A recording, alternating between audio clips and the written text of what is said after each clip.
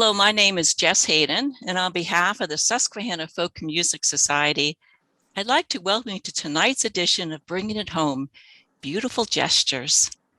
The Susquehanna Folk Music Society is based in the Harrisburg, Pennsylvania area, and we bring you concerts, workshops, and coffee houses all season long, and the Susquehanna Folk Festival during the summer. Now, it gives me great pleasure to introduce tonight's moderator, folklorist Amy Skillman. Thanks, Jess. Hello, everybody. How are you? I see some faces I know and some new faces. It's very exciting. Welcome to Bringing It Home, Beautiful Gestures. Before we begin, I do want to let you know that closed captioning is available by clicking on the CC button at the bottom of your screen and choosing Show Subtitles, if you would like to have subtitles. This is the second of two sessions that we've done so far that are part of the Susquehanna Folk Festival.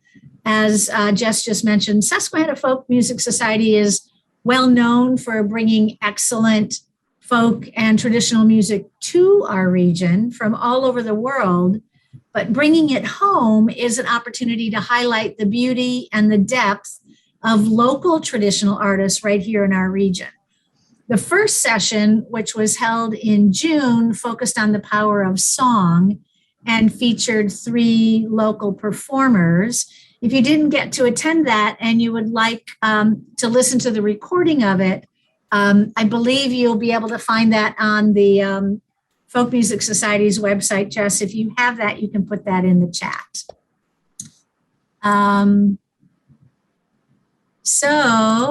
Oh, wait. I just had somebody that needed to get let in. So anyway, as Jess said, my name's Amy Skillman, and I am the very lucky folklorist working with the Susquehanna Folk Music Society to seek out and document traditional artists in our region. This work has been supported by grants from the Pennsylvania Council on the Arts as part of their Folk Arts Partnership Program. And our work has included a folk artist gallery, which we have created in order to showcase the artists. And I believe Jess will put that link into the chat if you would like to look at it.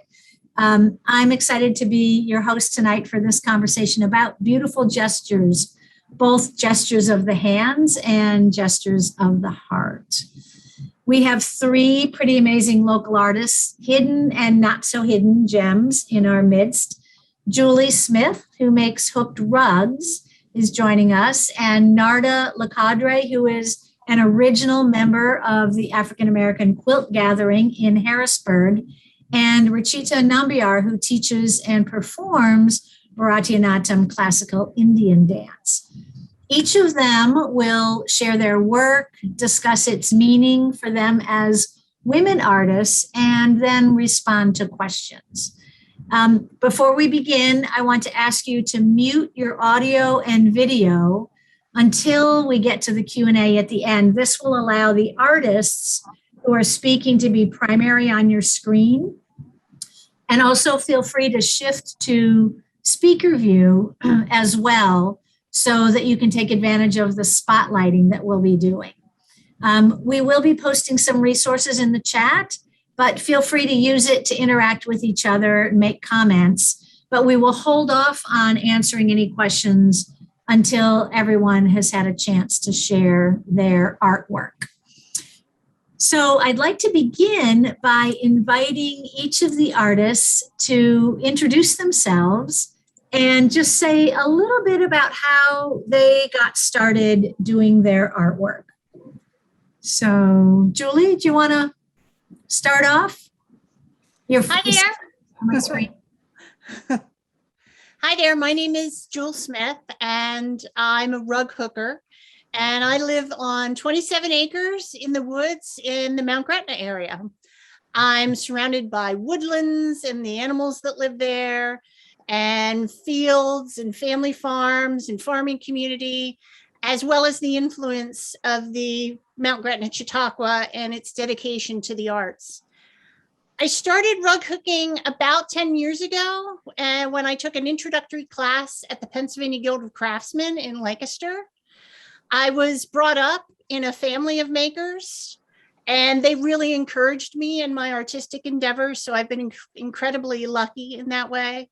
My father was a woodworker. My mother was an avid sewer, and both of my grandmothers were makers of quilts, braided rugs, crocheted blankets, tatted lace. If it had anything to do with fabric or yarn, they did it or made it. My undergraduate degree is in theater and literature. In addition to acting and singing on stage, I also did a lot of work in the various production labs. So I did costumes, I did set design and building, I designed lighting. I've always been an avid reader, so studying literature was just a natural for me. And I knew I wanted to work in the arts. So I continued my education by receiving a master's degree in not-for-profit arts management. My early life was pretty much spent in the theater and doing various jobs. And when I moved home, I became a floral designer. And I did that actually for 15 years. And what I love about working with textiles and rug hooking in particular is the touch and the feel of the fabric. I work primarily with natural fibers, primarily wool, but also some silk and some velvet. And I always encourage people when they're viewing my rugs to touch them, because that's a big part of it for me. The touch and the feel and making it and feeling it with your hands. Thank you for having me tonight, Amy. I really appreciate it. That's great. Well, I love how your floral design work has found its way into your rugs, as we can see behind you. They're Definitely beautiful. Looking forward to hearing more about them. Let's move to Narda LeCadre. Do you want to do a quick introduction of yourself and tell us a little bit about how you got started quilting? I started sewing when I was 12 years old. My mother sewed, my grandmother sewed, and I wanted to learn to sew. Nobody in my family quilted on my mother's side, but my grandmothers on my father's side and my great-grandmother on my father's side made utility quilts. And I must have seen them when I was very small, because I don't remember any of them until I was 11. And my cousin had a sunbonnet Sue. So when I learned to sew when I was 12, from the time I was 12 until 1974, all I made was clothing. I never made anything else other than clothing. In 1974, my mother passed away, and I became a born-again Christian and started dreaming about quilts. So my first quilt was in 1974. And I don't know, I had one book at that time, one quilting book, and I made a quilt. So I touched it here and there, but 2 years later, I had an opportunity to go to school. I made cheerleader skirts for a group, and I had enough money to pay for 3 classes and all of my supplies. So I went to FIT and took those 3 classes. During the break, I had an opportunity to make choir robes for another church group. So I made the choir robes and had enough money to take 3 more classes and pay for my supplies. Today, one class costs as much as those 3 classes and supplies, because I looked it up. Anyway, while I was on break, second semester, I made a Raggedy Ann doll, 36 inches. Since then, I've made 46 of those dolls. The quilting part didn't hit me until I needed a baby shower gift. So I made a quilt and a pillow set in 1977. And then I asked myself, why am I going to school when I'm really not interested in clothing anymore. So I started quilting on a regular basis, and clothing I only make if I absolutely have to. The quilt behind me I made in 1985 because everybody in the family had quilts already, and I was ready to move on to doing something else if I could find it, and I was going to throw away all my fabric scraps. But I made this quilt and changed my mind. I joined the group in 2009. At that time, I did belong to another group, but I joined this group and I've stayed with them since then. Great.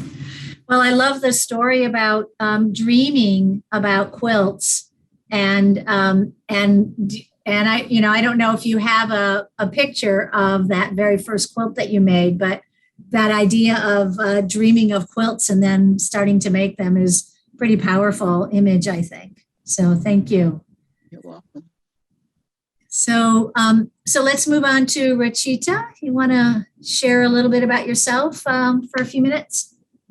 Yeah, good evening, everyone. And thank you, Amy and group, for having me here. This is such an amazing opportunity to share my artwork and my love for Bharatanatyam with all of you. So my name is Rachita Nambiar, and I teach Bharatanatyam, which is Indian classical dance in the Mechanicsburg and in the Hershey area. I grew up in India, and I started dancing around the age of, I think, 5. I come from a family of dancers and musicians.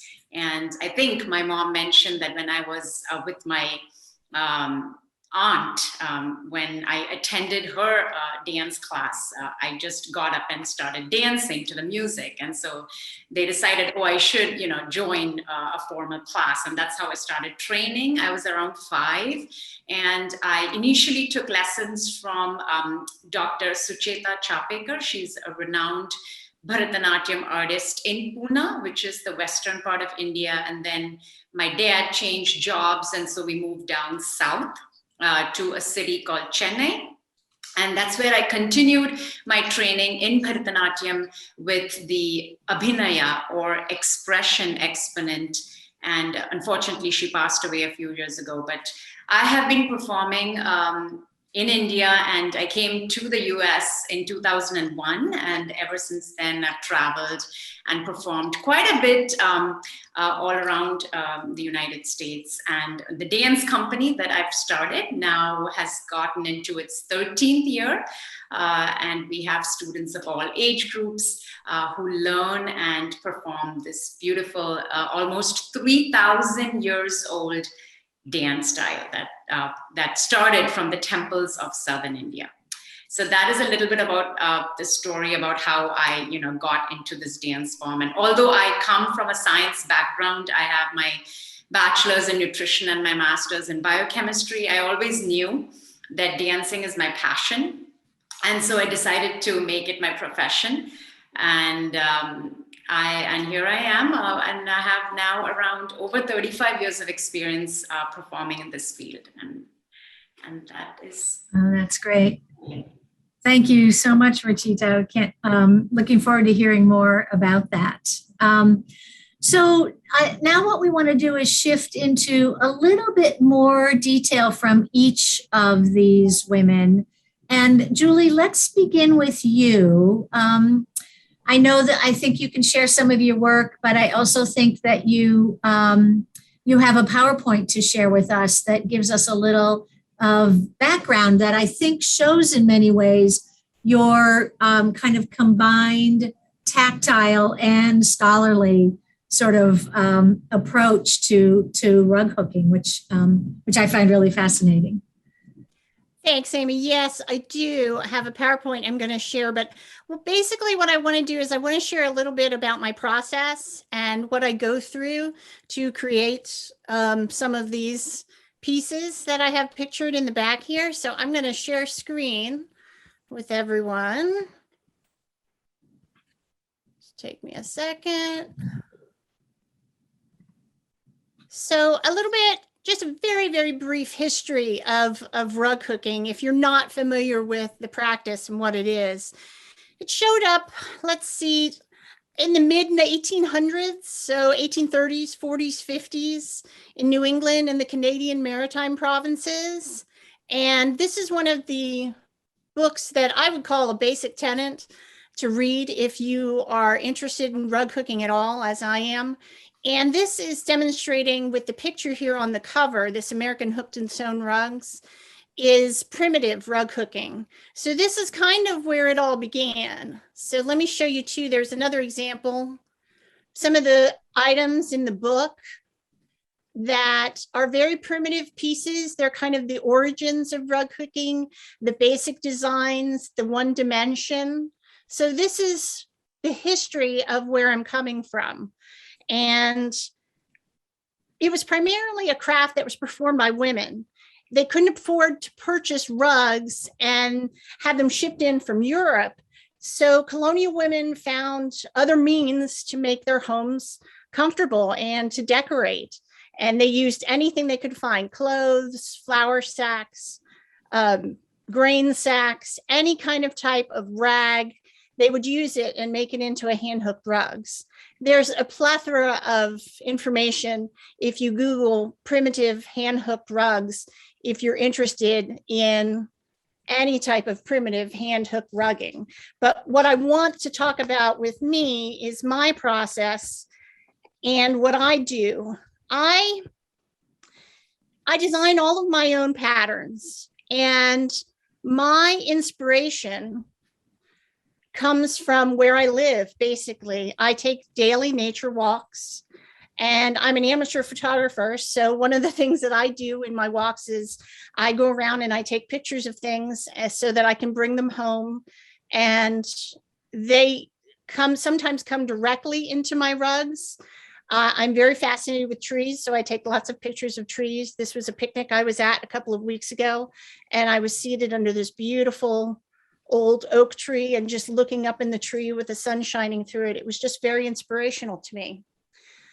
On the lower right is some blue cohosh that's currently growing wild in my yard. I live in the woods in Mount Gretna, so a lot of your native plants grow, and I was so struck by this vibrant blue, and I know for a fact that it's going to end up in one of my rugs. And there's some fungus that I found in the woods. Actually, this is a picture taken by my friend Jennifer McNeil, wonderful, wonderful photographer. On the right is a picture of the Mount Gretna Lake with the canoes on a rainy day. I just love the colors. I love the mist on the lake. On the left is a picture I actually took a couple of months ago when my husband and I were in St. Petersburg, Florida. We saw some pink flamingos. And I love the color of the feathers, and I think it would make a beautiful sunset in a rug. So the color there is something that really, really influences me.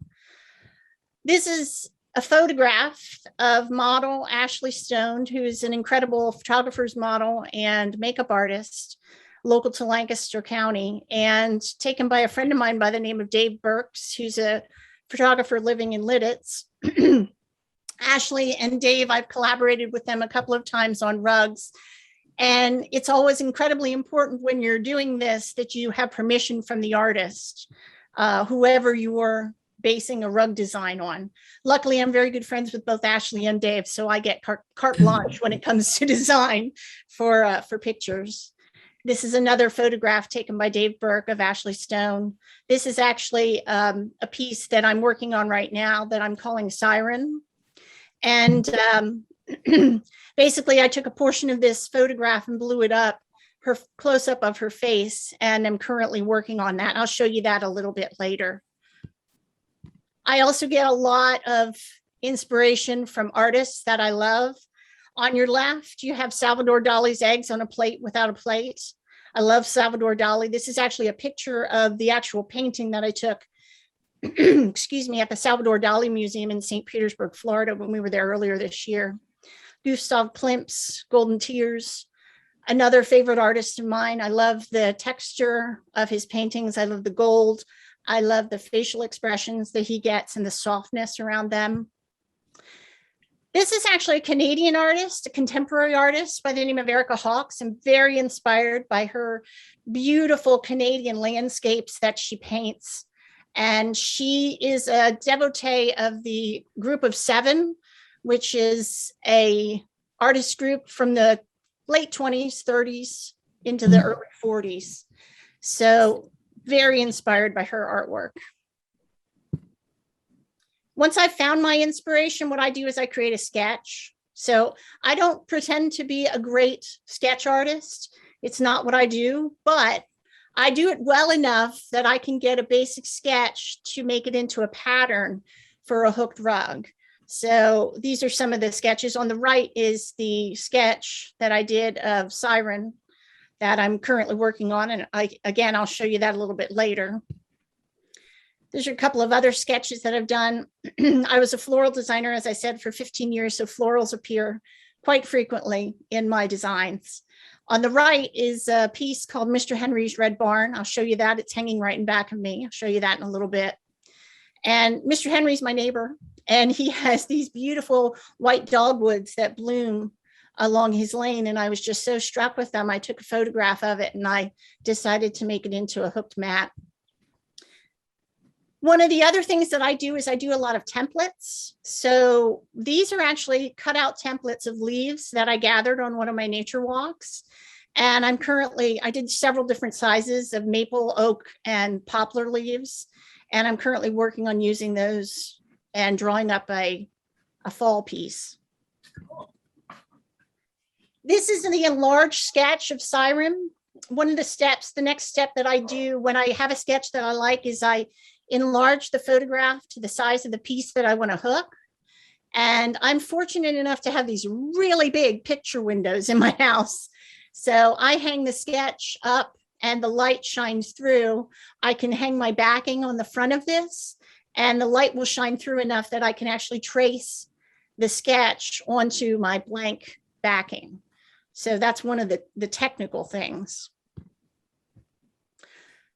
Another big part of what I do is color planning. Of course, any kind of artwork, you want to have colors that are going to look the way you want them to look, like the picture in your mind. I do a lot of my own dyeing of wool.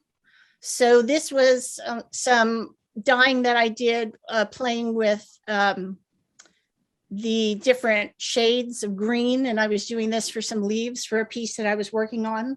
Again, that's hanging in the back. So I'll show you that a little later. This is a current piece that I'm working on. It's an abstract. Again, this was another leaf that I found from a, I'm not sure what the leaf was exactly. It might have been an elm leaf I found on the ground. And as I said, I was really influenced by that blue cohosh berry. And so I have some blue set out that I'm thinking about using in this abstract design. I have this set up right now in my studio on my Shetty Camp floor frame. So I work with several different frames for my rug hooking, and my floor frame is just one of them. This is a picture of some of the yarn that I work with. In addition to working with wool strips, I also work a lot with wool yarn. And I love having it out and displayed in my studio. That way I can see what I have. I have it pretty much color coded and I know exactly what I have and what I can use. And it's also a source of inspiration. I'm not going to lie about that. Sometimes I'll look at that and I'll be planning something on the one hand, I'll look at this, I'll be inspired and I'll change it. So that's a big part of it too. I want to show you some of the progress pictures of pieces that I've completed. This one is called Spring Flower Vase #1. And I did this, probably this past spring. I think I started it and completed it. It was a very quick piece. And this is on the left, partial of the piece, partially completed. And on the right is an up close picture. So you can kind of see the textures. In this, I use not only wool yarn, but there's also some silk yarn in there as well. And that's the completed piece. So you have the sketch of the piece. Excuse me, you have the sketch of the piece on the left, and the hooking is complete on the right. I still have some finishing to do at this point, but you can see it from pretty much from beginning to end there. This is another piece that I worked on. It's called Goose Moon Rising. It's actually quite a large piece. It's about 33 by 55. So it's also hanging in the wall in back of me. We'll get to look at those in a few minutes, but the bottom of the piece has a tree line on, which I have to say I'm fascinated with tree lines. So they occur quite frequently in my hooking. And on the right is I took my floor frame out onto my porch and outside my studio and was actually hooking outside, not in weather like we're having right now and the humidity, but this was earlier in the very, very early summer, late spring. And that's the completed piece on your right there. That's called Goose Moon Rising. On the left, you can see where it started with the pattern on the linen. My base is a linen, a primitive linen. And basically this piece I sketched, but I also used templates when I was drawing the goose. So I cut out templates of the wings and the tail and the head and the neck, so I could kind of move it around and manipulate it so I could get it to the shape and the proportion that I wanted. Now, once you're done hooking, one of the next items that you have to complete is, of course, you have to do finishing. So this is just, there's quite a bit of hand sewing that goes along with rug hooking that nobody tells you about. But I'm going to tell you about it. There's a lot of hand sewing that goes along with it. I don't, I do what's called a gallery finish on mine. I finish it so that it lays as flat as possible because I hang the majority of my pieces. I don't lie them on the floor. So, okay, let me get out of here. So yeah, that is one of the questions that I had is, what do you do with your finished pieces? I mean, clearly you have quite a few of them on the wall behind you. Yes, I'm going to get up. I'm going to get up and I'm going to come back. I think when I visited Julie in May, you had completed the tree line and the moon of the Goose Moon Rising, but you were still trying to figure out the textures and the colors of the wings on the goose. On this very piece right here. Yep, that's right where you were working. Yeah, I was working on this right here. And I pulled it out. I probably pulled it out 3 or 4 times while you were there. Yeah. I probably pulled it out at least that many times after you left. But we finally finished it. And yeah. So I love that you had a yarn called, didn't you have a yarn called Goose? Yeah, or Canada Goose. Canada Goose, and so you wanted to use it in the from a local maker who dyes custom dyes yarn called Shirsty Cat. That's the name of her company, and she had something called Canada Goose, and I asked if she could do several skeins for me. Yeah, and it was very nice to do that. So I have several of that. But that is Goose Moon Rising, so you can kind of get an idea of the piece and the size. And this is my spring vase number 1 over here. And then Mr. Henry's barn. Mr. Henry's barn is right back here. Let me go on this side now. Yep, I love that. It's just, it's the landscape that you look at when you drive around where you live. And I don't know if I can bring it a little, let me know if this works, Amy, if I can bring it a little closer. Yeah, to see the patchwork on the hills. Yeah. Yeah, beautiful. Yeah. So the patchwork on the hills, and then also it's more of an impressionistic design with the impression of the flowers and things. Yeah. And then this is another piece. I'm actually doing a series of goose migration pieces. And this was the first in this series. And this is called Middle Creek Lake Flyover. So that's a piece that I've done. This was... So we have one question. I asked what you do with your pieces, and we had a question from the audience if you sell them. And yeah, so do you want to respond to that? Like, what do you do with your pieces and do you sell them? Well, I enjoy my pieces immensely. And I primarily hang them on the wall. I have some sitting on various places, tables and things, runners in my house. I have pillows that I've made. So mine is primarily gallery work that I do. So I hang them on the wall, not saying that I wouldn't make a floor piece. I certainly would. I just haven't had a need to do that yet. And I'm very much into gallery pieces right now. That's all I can say. That's just where I am in my process, my art process right now. And in terms of selling pieces, I will certainly sell them. I have sold a couple of patterns to other rug hookers. Oh, there you go. So that's one of the things that that we as rug hookers do. Needless to say, it's a very labor-intensive art. So it takes me the big piece that I showed you, Goose Moon Rising, took me a good 7 months from creation to completion. So they're not inexpensive pieces in terms of purchasing. Yeah. But yes, I will. The age-old problem, right? Or the age-old issue. So I will say that Julie is working on a website right now. But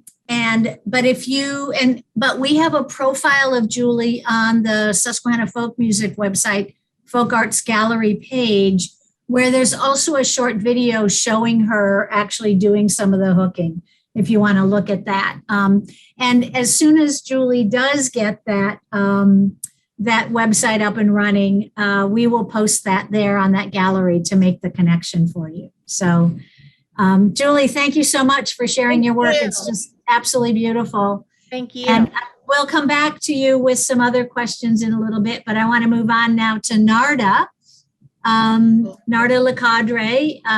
Now, Narda, I know that you have been quilting for a very long time, as you said at the beginning. But can you tell us now, when you talked a minute ago about the quilt behind you that you made in 1985, but Right. What is the pattern? Where did the pattern come from? Tell us a little bit about that. It's a traditional pattern called, what is it? Illinois. And Yeah. it's 4 blocks, strip piece from scraps. I don't make art quilts. I make utility quilts because I mean for them to be used. Mean for them to be used, yeah. Yeah. Somebody I have had a lot of asked. children and a lot of grandchildren and a lot of great grandchildren. So they're to be used. It's for me, it's not practical to not use it. Mm-hmm. And Yeah. this is before I started piecing my backs. So it just has a plain back. But since the 90s, all of my backs are pieced. So the quilt is reversible. Right. And you actually, right. And I think you're known for the fact that you do reversible quilts. A couple of people in the chat are asking what a utility quilt is. And I think what you mean is to be used as bedding, correct? Yes. Like you expect people to sleep under it and sit on it and wrap themselves up in it. Right. Yeah. So I love that. I want it next. Go ahead. Sorry. No, I was telling Liz that the one I wanted next is this one. Yes. Oh, okay. Because I like strip piecing, so I do a lot of it. And my favorite is, of course, the pineapple, but I don't have any pineapples because my granddaughters have them. So I didn't bring a pineapple, but I brought this one.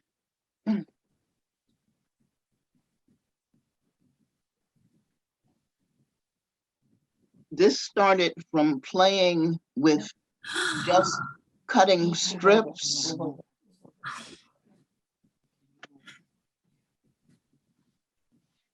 So I was just cutting strips and started this. So Wow. what you want to do is take this end and I'll move it up. So it's a rainbow, and it's quilt as you go, and all of these are stitched down, but you have to close them up by hand. These the wide strips here. This is all, you know, done on a foundation, and I quilted each square and then joined it. That is stunning. So it's a rainbow that goes around. Now, is each square different? Yes. Well, Wow. some I did repeat the log cabin. I think I repeated the pineapple, but most of them are individual. Now, that one right there is the pineapple, right? With the triangles that goes up. Wait. This is a pineapple. This Right. is a pineapple. Yeah. I just sat down and stitched one piece of fabric over another piece of fabric. I did not have a plan. I don't usually have a plan. Yeah. Talk about that a little bit more. Well, I play with fabric. It's, you know, I don't know. Now, the back of this is just blocks.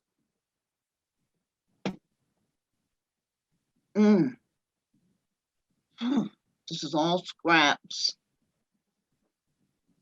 from other projects. Oh, okay. It's just blocks. So not only did I have to close the bindings on the front, I have to close the bindings on the back by hand too. So do you, now this is all pieced by hand, then did you also quilt it? No. I don't piece by hand. Okay. No. The strips, these join strips, that's the closing is the only thing that's done by hand. Okay. Just the closing of these. Yeah. All of this is machine. It's done on a foundation. Got it. Plus the stitches are on the back too. No.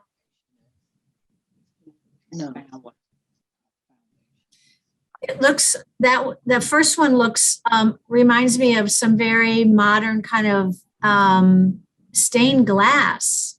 Well, windows. yes, that's what it's supposed to be. Okay. Reminiscent of stained glass.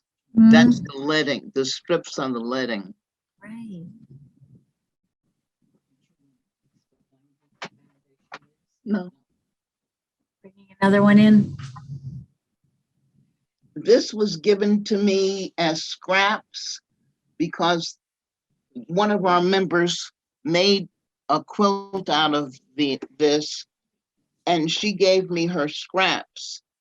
I put them in a box and it sat there for a while, but it seemed like it kept calling to me. So it's African fabrics, and it's just done in a way that I could deal with it because I didn't know what else to do with it. So it's done as a strippy. It's done in rows.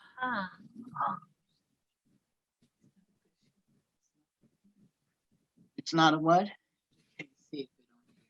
Oh, okay.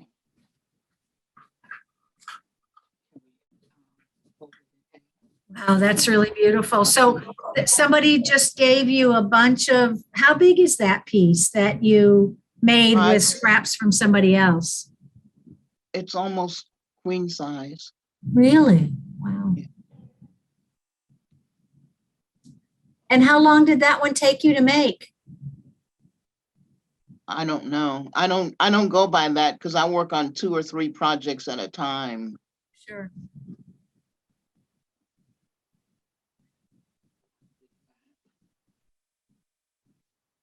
Show us the back now. This is the back.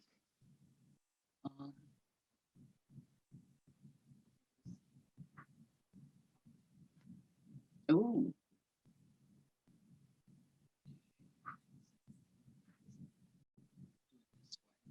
Oh, the long way? Okay. I didn't realize this has a little piecing on it. The backs are pieced so that if you want to use the other side, you can. Mm-hmm. Beautiful. And the quilting on that, do you send that out or do you do that? No, I do my own quilting because I'm not willing, because I've done this for so long, I know what happens to fabric after 15, 20 years. I'm not willing to invest money in it. I just do it to do it. I think somebody is asking. And because they are utility quilts, I won't invest in having it done. Yeah. Well, I love the patterns that you do with that. Do you use a long arm machine or a No, regular? I use a regular domestic machine. Really? Wow. Now somebody's asking who's the recipient of this quilt. Did you give that to somebody? This goes to my middle son. Nice. I I think they wanted it to come to them.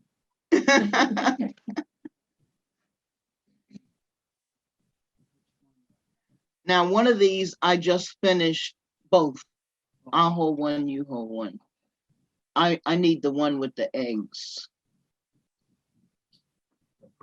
Who has eggs? Okay. This is for twins. It's their onesies. And they're boys. Why is that so light? Is this wrong? This is wrong. Yeah. And they're mirror imaged because their onesies were so similar. Cute. And this is usually how my backs look. Mhm. And because these were all different sizes, I just decided to do it as I would do a back, instead of trying to make it make sense. It's beautiful. This one is the mirror of that one, because he's the bacon and the other one was the eggs. Now it looks like you've also added sort of design elements in blue and white around the onesies images. Is that Right? This is the Yeah. back. The silver is the background, and the blue is the highlight. Mhm. And it was to keep it from being all jammed up with all the different colors. Yeah. So there's a real nice sense of design that obviously that you use. Well, I don't think of it like that when I'm doing it. It's just, how do I fill in the space? Mm-hmm. So somebody's asking, are these actually from their shirts? I think you're saying that it's from Yeah. They're onesie. baby onesies, yes. Yeah, baby onesies, yeah. Very cute. And that's all I brought with me because that's all I brought with me. Well, I We remember when we were talking and I asked you if you could bring a couple, you were worried because you give them all away. And Yeah. so you weren't really sure you were going to be able to get any. You move back into the image a little. You're off the screen. Come a little to your right. There you go. Yeah. And thank you to Elizabeth for helping out with displaying those quilts. Thank you so much. So, so how many quilts do you think you've made since 1974? I've given away over 300, and I have 120 tops somewhere in the house, and I have 6 works in progress. Wow. You are one productive gal. And actually, what I heard is that you are sometimes up until 2 or 3 in the morning quilting, right? You Well, just that's my usual bedtime.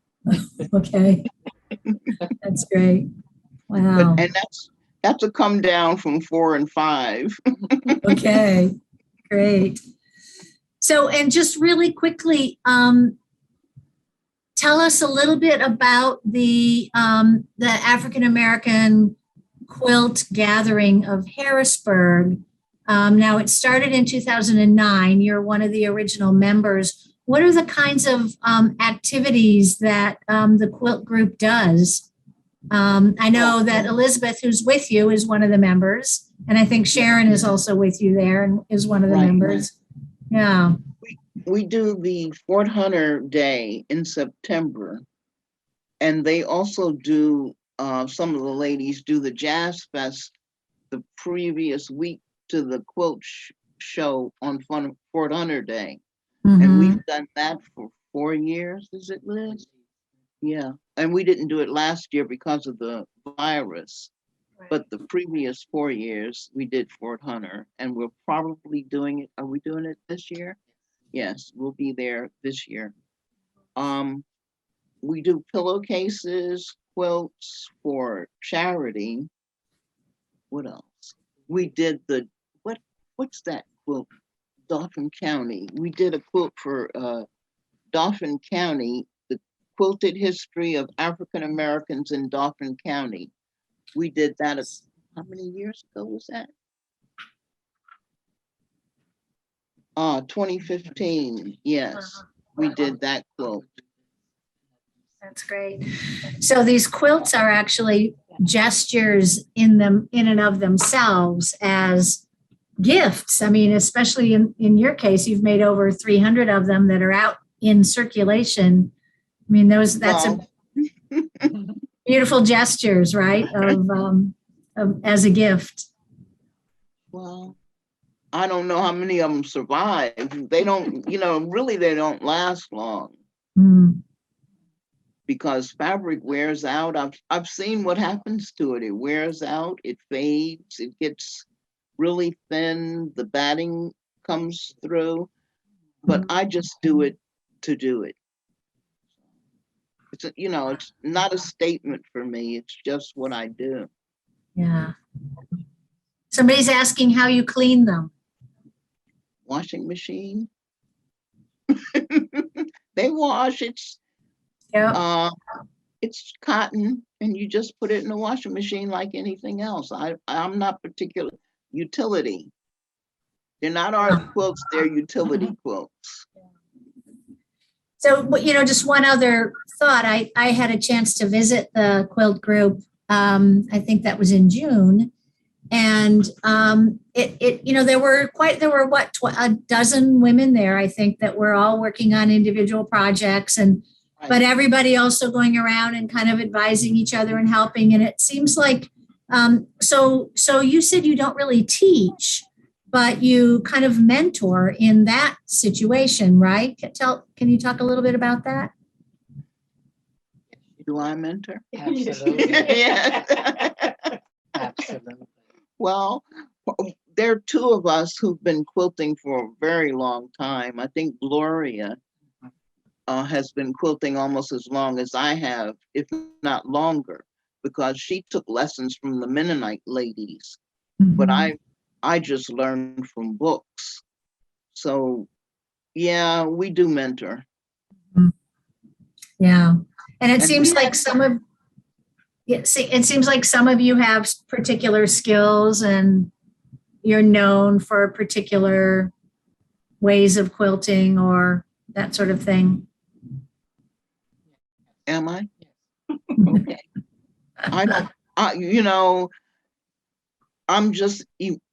My quilts evolved. I went from this to piecing backs to, the stained glass look, to strip. I like strip piecing. I would do that all the time if it didn't take so long. But this takes longer than anything else. Yeah. But I also like the effect of not making it look like just blocks. The baby quilts, I like that look. So, and most of my backs look like that. So that was a departure for me to put it on the front. That's And we great. do have ladies who don't even sew who joined us. Yeah. So Yeah, that's wonderful. Well, thank you so much for sharing those incredibly gorgeous quilts. Oh my gosh, they were thank really you beautiful. for having me. Thank you. So let's move on now. We've heard from two textile artists who have demonstrated, I think, gestures of the heart in many ways. Our third artist actually uses hand gestures in very beautiful ways to tell stories through dance. So Rachita Nambiar, do you want to join us? And there you are. And tell us a little bit about Bharatanatyam dance and particularly these hand gestures. And I know you have a couple of videos that you want to share with us. Yeah, so it's so beautiful watching everybody's artwork. So in Bharatanatyam, we use hand gestures to a certain extent. We also use facial expression. But this is a dance form that brings facial expressions along with footwork and hand gestures to tell a story. And it can be any story. Hand gestures, for example, I just would like to demonstrate a few hand gestures. For example, if I hold a hand gesture like that, it can mean flower with a stem. But if I hold it up in the sky, it can mean the sun or the moon. If I do it this way, it can mean beautiful. So you can also notice some of the neck movements that come along and some of the facial expressions and the use of the eyes. If I use the hand gesture this way and put stuff into it, it can mean I'm putting things into my bowl. If I do it this way, it can mean the face. So the same hand gesture, when held in different contexts, can mean something totally different. Another hand gesture would be Karuttari Mukaha. Now the language that I'm using is Sanskrit because that's the primary language used in Bharatanatyam. And when I hold it this way, it can mean cutting a piece of fabric or a piece of cloth. When I use it this way, it can mean eyes. When I show it this way, it can mean thunder and lightning. When I do it this way, it can mean mischievous. When I show it this way, it can mean different. So again, one hand gesture, but multiple meanings. And the way that happens or that comes across is along with the facial expressions. So Bharatanatyam is a dance form where you have three components. You have Nritta, which means pure dance. You have Nritya, which means expression dance. And then you have Natya, which is drama, where you have the technical and the expression pieces coming together. Coming together. And that's how you create the drama. So we can show a little bit of the video and then I could talk about what I am dancing in the video. And that's why I have Lord Nataraja right behind me. If you look at this idol behind me, he's actually considered the Lord of Dance or a primary creator of Bharatanatyam. So you would see Lord Nataraja's idol, in many of the Bharatanatyam performances. And actually, I think the dance number that we've selected to show to all of you is on Lord Nataraja. So once we see a little bit of the dance performance, I'm going to be using my hand gestures to describe what are the different components I used in the dance. Right.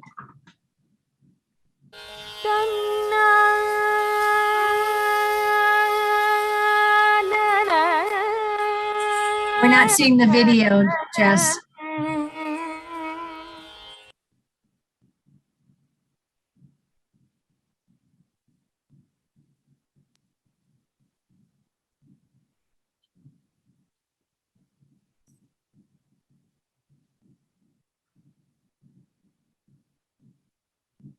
But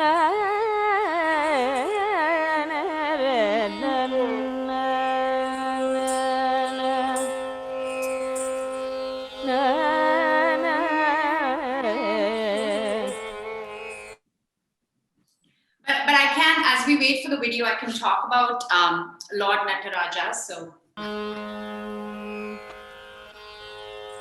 We're just getting your Jess, we're just seeing your desktop. So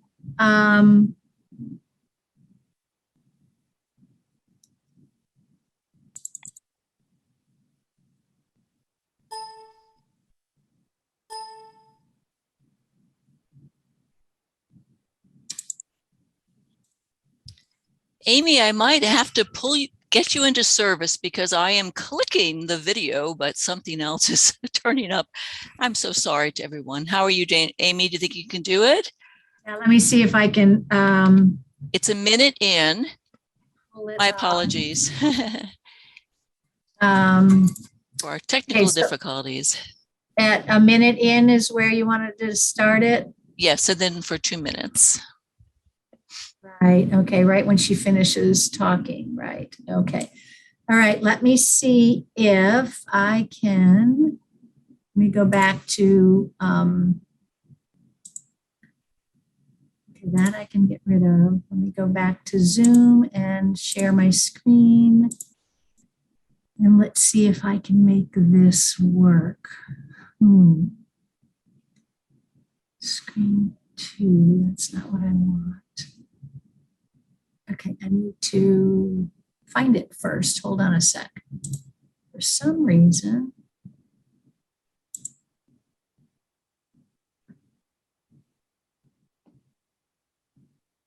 that's screen 2. Okay.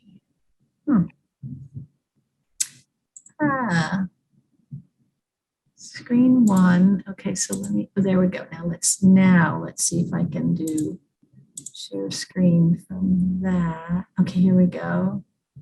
And I need to share the sound. Let's see, can you all see this now?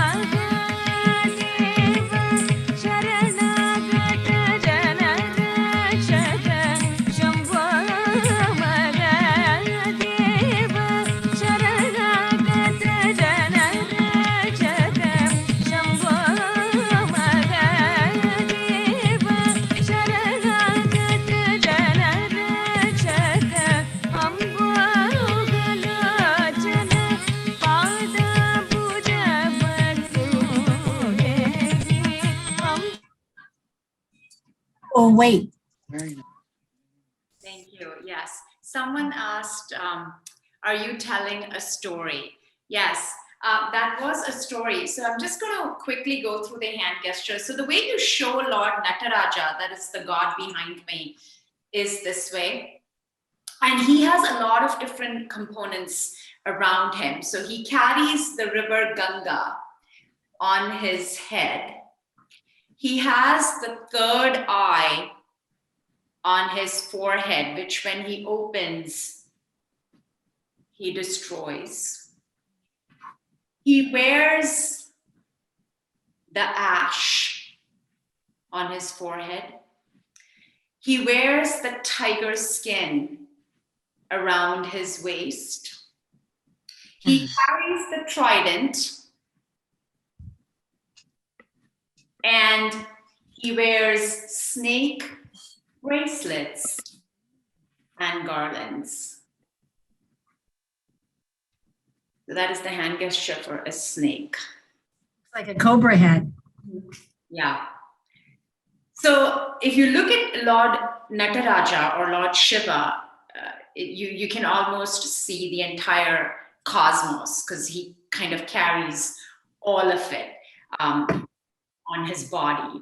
And so that's what is portrayed behind me. He also has the drum in one hand, and he carries the fire in the other hand. Now, we talked about that hand gesture. Remember the one that I showed you in the beginning? And when I show it for Nataraja, it's fire and drum. So that's how I would portray him in a dance. And so in this piece, the dancer says, I am so fortunate to be in front of you, O Lord Nataraja, with all these components on you. Please bless me, and please, show me some compassion. So that the entire song is about the dancer asking for compassion or compassion. Again, facial expression along with the hand gesture tells the story, because if I would just do this with a blank face, you wouldn't understand as much. But that is why this dance form has so much of the face going on along with the hand gestures, which kind of brings out the expression or the story that the dancer is trying to tell his or her audience. And so that was what that dance form was. So using the hand gestures, what I did was I have created a program called Creative Movements, where I take Indian classical hand gestures and I bring it to a preschool setting. And we realized that using these hand gestures and along with facial expressions, you can tell any story. And so we've done Jack and the Beanstalk, using Indian hand gestures and facial expressions. We've done Little Red Riding Hood. We've done Three Little Chickens. And so we've done so many. We've done even turkey stories for Thanksgiving using facial expressions and hand gestures. And the way I would do a turkey is this way. So we realized that this movement was very popular with the kids. We've done it at the Hershey Library. We've done it at the Susquehanna Museum for a program called Van Go, which was like a bus on wheels that goes to a lot of school districts and schools and showcases these stories. So we've done this, and I just completed an artist residency with Derry Preschool, where we take stories and we bring it to the kids, and they really have a blast with it because they learn to use their hands to make different animals, like a snake or a crocodile or a lion, bear, or a turkey or a deer, cow. So the kids, get involved and become a part of the storytelling process. So it's not just sitting and watching a story, but you become one of the characters of the story. So I feel, these gestures from Bharatanatyam, which is such an ancient dance style, it is almost 3,000 years old.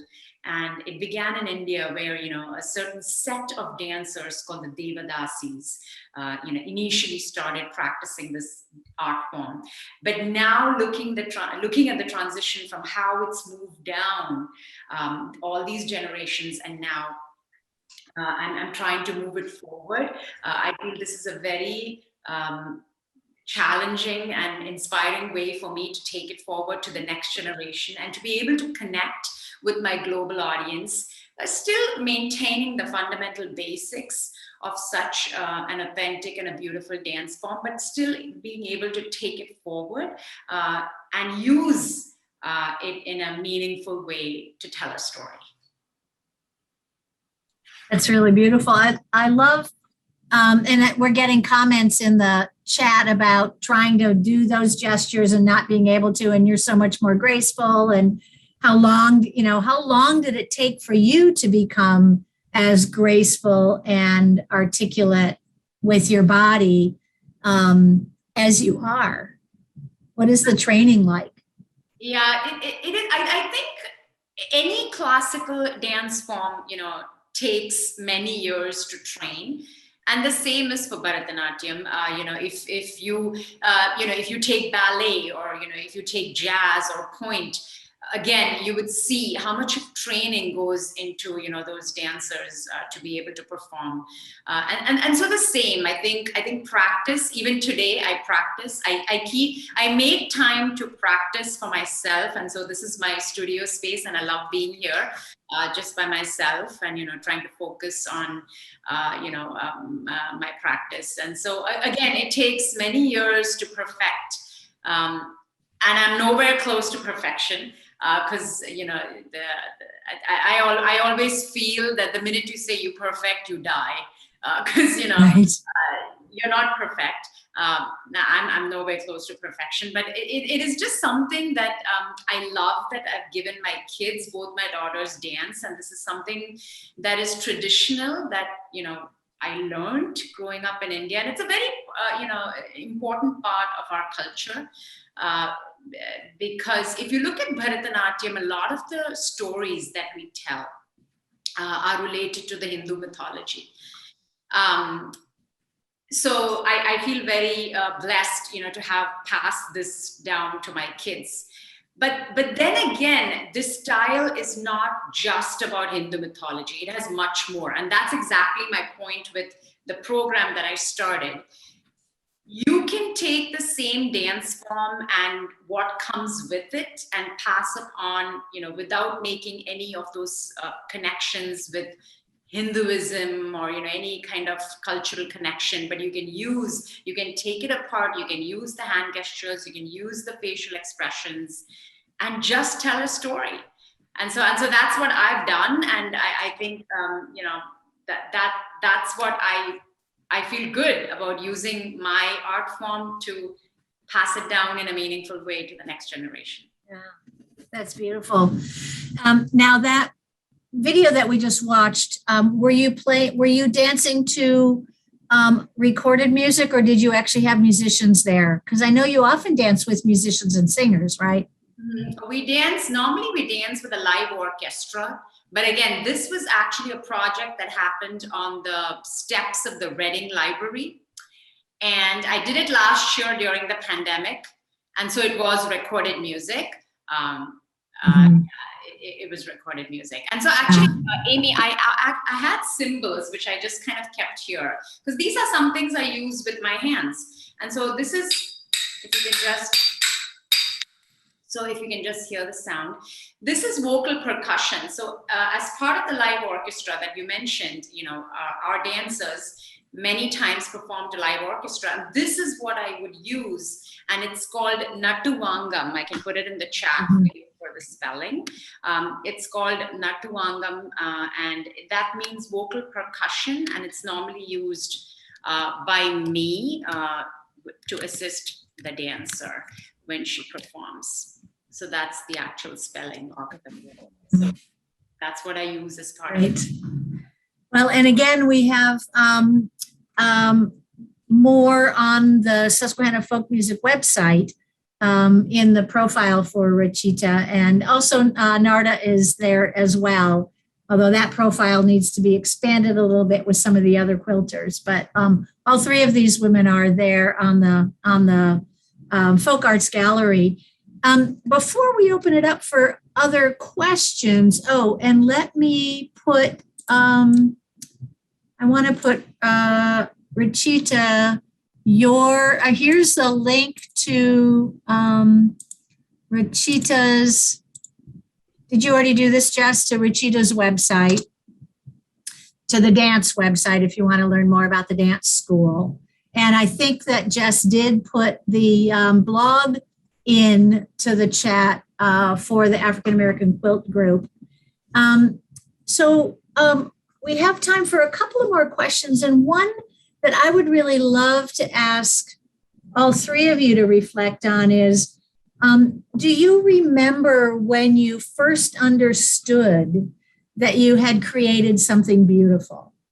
And how was it that you knew that what you had created was beautiful? Anybody have a thought on that question? Well, I remember when I was a young girl and my mother was an avid sewer. And one of the things that I loved, I have always loved fabrics. And for some reason, growing up, I loved pillows. And we didn't come from a very wealthy family. And I fell in love with, at the store, this beautiful lace pillow that I had seen. And I wanted to purchase it, and I didn't have the money, and my mom didn't have the money, and my dad didn't have the money. And we went home, and my mom said, we can make that. And we took some doilies that we had that my grandmother had made, and we put them together into a little pillow. And it was just a little rectangular style pillow with a doily that we put over it that we had cut up. And we just did some ruffles around the edges. And I had it in my bedroom for years. And it was the most beautiful little pillow that I had ever had. And I made it with the help of my mom. And that, for me, turned the switch. If I want to have something beautiful, if there's something out there that I want, that I love, that's beautiful, and I can't afford it, I can make it, or I can figure out a way to make it. So that's what started it for me. Yeah, nice. Narda or Rachita, either of you have a thought about when you first realized you had made something beautiful? Yeah, in my case, I think, so every Bharatanatyam dancer does something called an arangetram, which is, like the completion of training and the first time a dancer gets on stage and performs something called a margam, or a set of around 10 to 12 dance numbers to show, she's achieved a level of expertise with her technique, her expression, and all of those components. So I think I did that at the age of 12, and I remember getting up on that stage and being so excited to dance. And I think at the end of that performance, I realized that this is what I love to do. And I know I was only 12, and I probably, didn't know what I was thinking, but in my heart, I knew this is what I wanted to do all my life. And so I think that day meant a lot to me. It meant that I was going to do this, and I was going to carry this. And I realized that, something special had happened here on stage. And that was the day for me that I realized this is a part of my life. Yeah. That's great. That's a great story. Yeah, and 12, that seems on the young side for an arangetram, I think, isn't it? Yeah, a little young. But then again, I think, my family makes he says, oh, you love to be on the stage. You love to be dramatic. So I guess, it all makes sense. I do love the stage. I love, being there and, telling a story and dancing. So yeah. Well, your facial expressions are so fabulous. The abhinaya that you do, it's really, really expressive. Thank you. How about you, Narda? Do you remember when you realized that you made something beautiful? It was when I first got married, and it was a dress, actually. Did you make your wedding dress? No, no, no. My grandmother wouldn't allow that.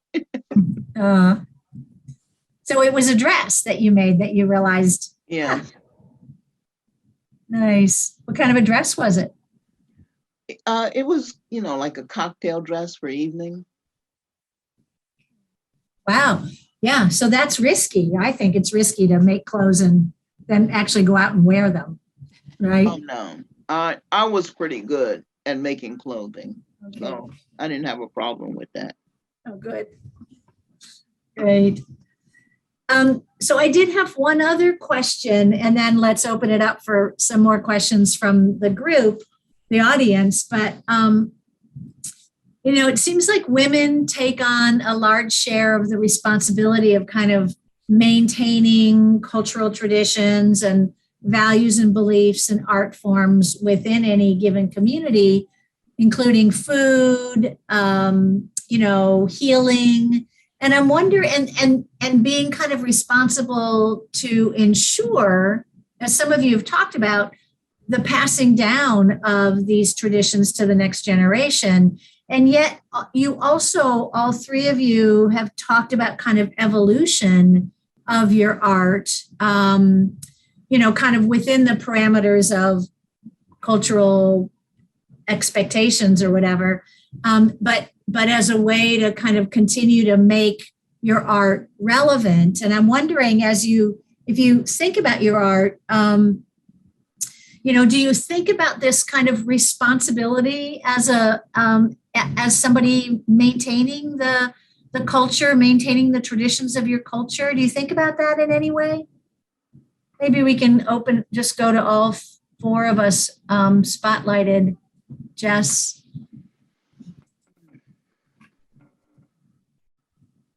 Let's see. Rachita, come on. Julie, I know you've thought about this a little bit in terms of just, women's artistic opportunities. Yes, I have. I think that it's so important for women to realize their creative bones. And I think that sometimes we forget about them. I mean, I can't tell you how many women have come up to me and said, I don't have a creative bone in my body.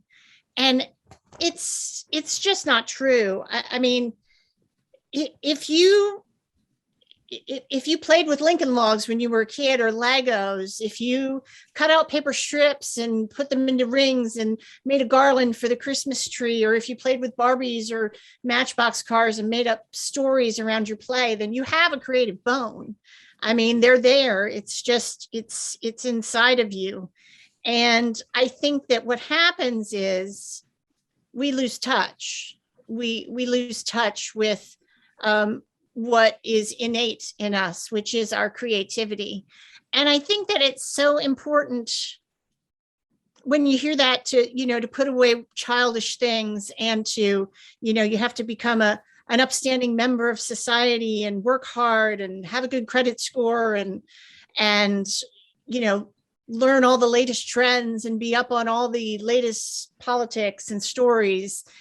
And that's important. Don't get me wrong. It's important to do those things, but I think it's also important for us and for our children to teach what is inside of us, that innate curiosity, that innate creativity, the making of things with your hands, whether it's a meal, whether it's a hooked rug, whether it's a quilt, whether it's a dance. And I think that if we give ourselves time and space and permission, basically, primarily, to delve into those things in ourselves, to learn how to play or to relearn how to play, and to get in touch with back in touch with our creative bones and make those beautiful gestures, then that's what we need to teach our children. So I feel it is incredibly important to be able to do that. I have had people, all kinds of people from the ages of 10 to 63 ask me to show them how to hook. Absolutely. Come over to my studio or I'll come to you. I can teach you how to hook in an hour and we can do it together. And I do the same thing. I belong to an incredible organization called the Woolrights, which is it's in Lancaster County and basically is statewide. We actually have members from out of state in Texas and California and Canada. And basically it's a community of rug hookers. And I would say the average age of the people is probably mid 50s, 60s. And that's great because I have a ton to learn from those people. They do types of rug hooking that I don't do. So there's I love that wealth of Yeah. information there. Yeah, no, I love that you also have 10-year-olds interested, and, so I think you, as somebody posted, you're thinking very kind of broadly about creativity and the need for us to continue to be creative for all of the, kind of humanity-based reasons, right? To keep our humanity. Rachita, you also mentioned, passing this on, but also sharing it more broadly. You want to add something about that? Yeah, I agree with everything that Julie just said. And to that point, I think when the pandemic hit, I think I took time to kind of, think about my dance form and kind of, set time aside for myself and think about where I want to take this dance form. And so it really gave me time to think deeply about what this dance form and art form feels or me, what I want to do with this dance form and how I want to take it forward. And that's when I thought about, there is a lot of meaning. Yes, cultural context is one thing that's definitely important for me. But then there is also another side of this dance form. And that was my goal from the beginning when I created my dance company. My goal was to be able to relate to a global audience. And I think that is my goal. I want to use this style of dance to reach out to anybody and everybody. I don't think, Bharatanatyam, was born in India and so it just needs to stay there.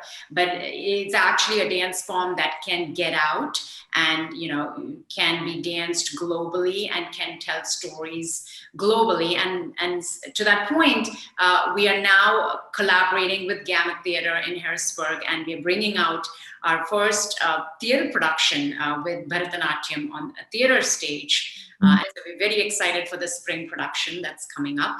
And so, yes, you're right. I mean, it's definitely culture, context important, but also how to take an art form and move it forward is very important. And I think women being the torchbearers of the family can do that, can do that. You don't have to, like Julie said, you don't have to, excel in something to kind of, appreciate it. You just have to love it first. I think if you love it, then automatically, you're going to enjoy it. And I think that's the whole idea of arts is you love it, you're going to enjoy it. If you're going to make it a competition, I think nobody's going to get anywhere, is what I feel. It goes for dance, music, anything. It goes for any creative arts. I agree. And the thing is, too, is that you just have to do it. No matter what it is, no matter what you feel you want to do, you just have to do it. If you're terrible at it, then be terrible at it. You know what? The only way to get better at something is just to do it. And practice. Yeah, just to keep doing it. Yeah, that's great. Narda, do you have any thoughts about this? I didn't pass anything to anybody because 3 of my grandchildren are artists for real who actually draw and paint. So I don't have that. My oldest son cooks and I do cook, but he really cooks. Wow. And then I have another son who does jewelry and one who does design. So the girls know. Just great. guys.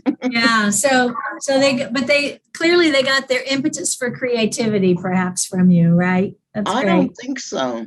No. Really? But I Okay. do have one girl who writes stories. She draws. She sings. She might have potential to turn out to be something. That's great. Well, we just have a few minutes left, and so I want to open it up to those of you who have joined us in the participants. Does anybody have a question? Just unmute. I think we can go to gallery view and unmute your video if you have a question that you want to ask. Anybody? Lovely afternoon. Thank you so much, Amy. And Thank you, so much. Zoe. Yeah, three It's great to artists. see you. Yeah, great to see you too. Any questions or thoughts or comments for these amazing women? Renee, you must have something to say. I do. And it's not a question. It would just be more of a statement. This has just been a wonderful evening for me.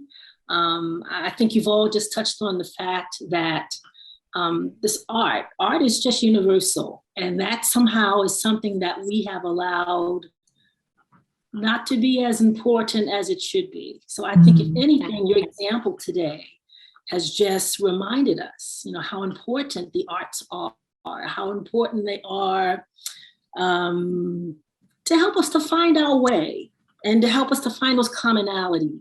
And like you said, Rachita, when it becomes competitive, we've kind of lost something there. Art shouldn't be competitive. It's self-expression.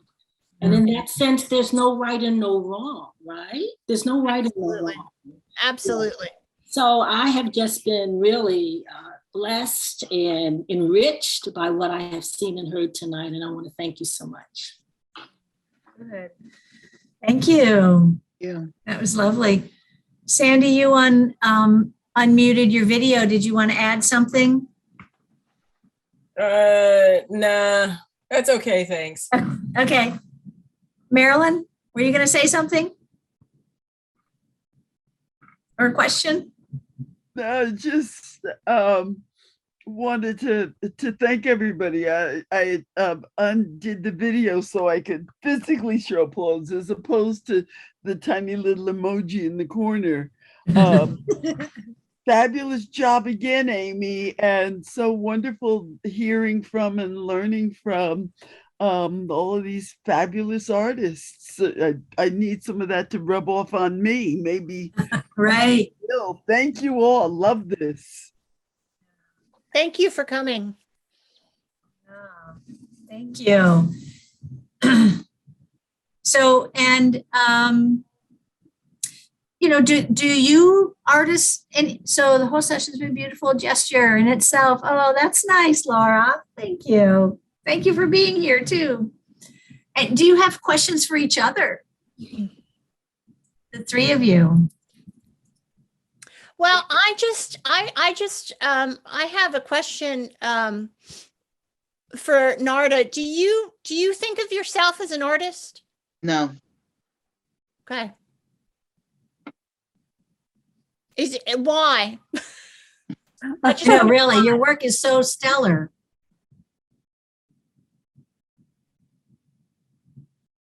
I can't explain that. Yeah. That's okay.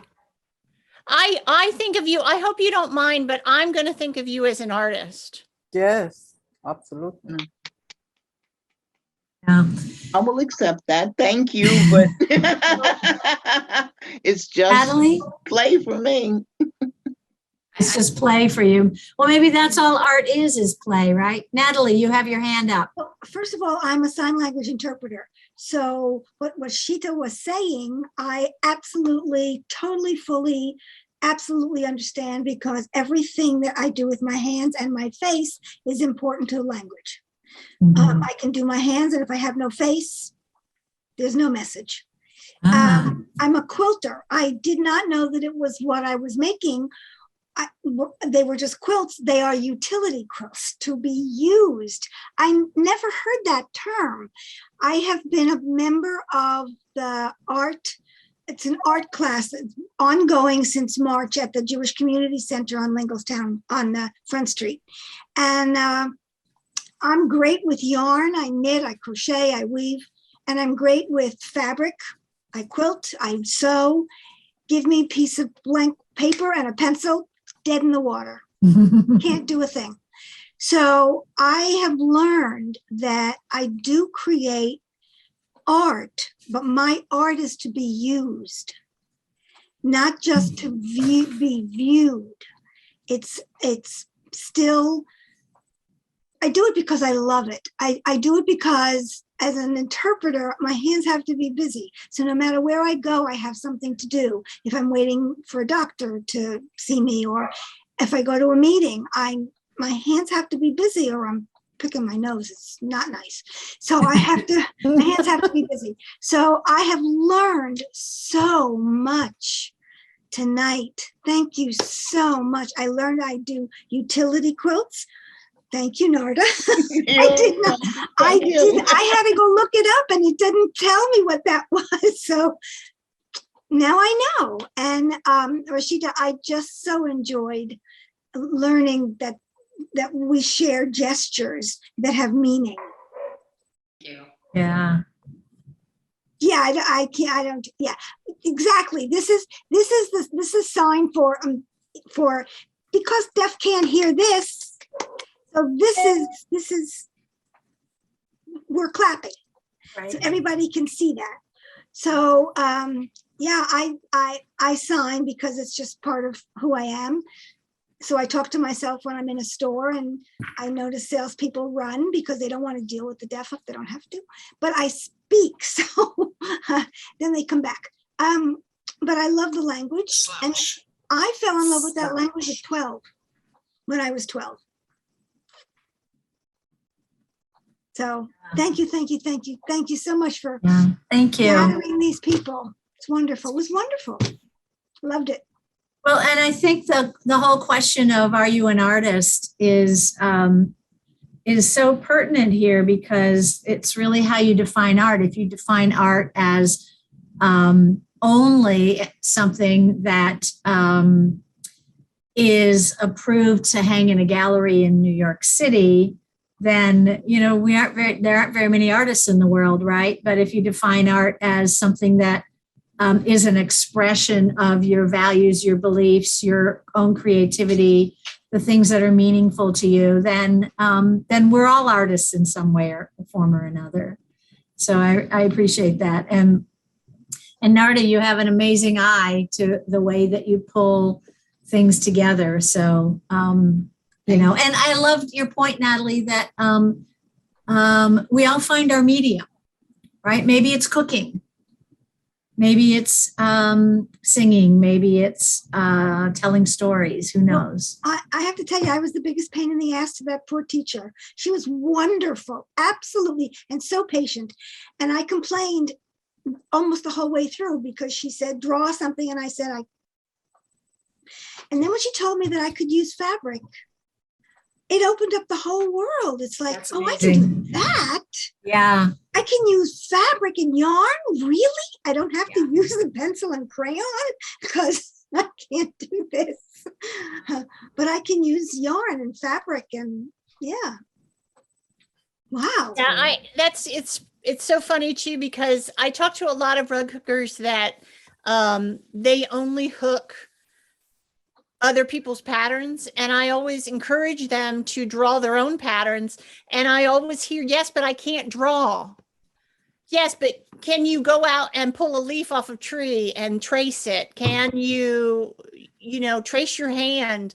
Can you take a picture of a pumpkin and trace that and do that? Make your own pattern. You don't have to know how to draw per se. There's very few people out there who can go and can draw something on paper that's gorgeous and beautiful, and that is their talent. That's not what I do. I don't have the capability of doing that, but I can draw a rug pattern. I can do that. I can draw some flowers. I can do that. and by practicing that, and you get better. So Yeah, you would not know that my stick figure of a dog is a dog. I understand. Well, I'm mindful of the time. It's a little bit after 9, and I am assuming that our session is 90 minutes. So, Narda, I'm going to look for you Fort Hunter Day. Oh, thank you. I'm going to come find you. I'm going to hunt you down.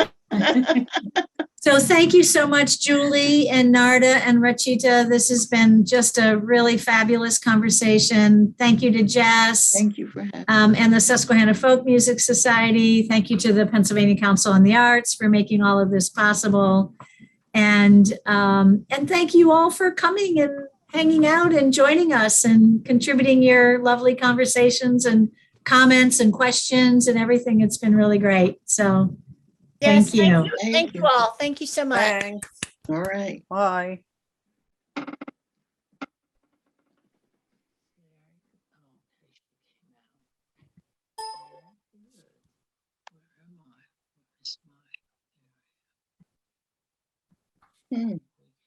What happened to your screen? I have no idea why my share screen didn't work tonight, so I It just apologize. stopped. Well, it was there. I saw it and it was there and then it went away. So, Oh, well, that's good. Elizabeth, thank you so much. And Narda, that was really wonderful. Julie, thank you. you. It was really fabulous. Thank you Yeah, for it was having me. fun. I appreciate it. Thank you. you, Amy. That was great. Yes, Yeah, it was that's great. good. It was wonderful. It's fun. Good job, everybody. All right. Bye. Thank you. Take Good care. We'll night. be in touch. Good night.